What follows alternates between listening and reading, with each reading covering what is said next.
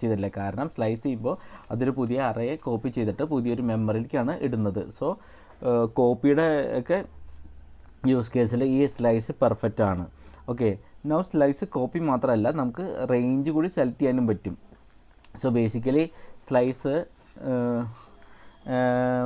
Syntax എങ്ങനെയാണെന്ന് പറഞ്ഞാൽ array dot slice, പിന്നെ ആർഗ്യുമെൻറ്റ്സ് ഉണ്ട്, അത് ഓപ്ഷണലാണ്. സോ ഫസ്റ്റ് ആർഗ്യുമെൻറ്റ് സ്റ്റാർട്ട് ഇൻഡെക്സും സെക്കൻഡ് ആർഗ്യുമെൻറ്റ് എൻഡ് ഇൻഡെക്സുമാണ്.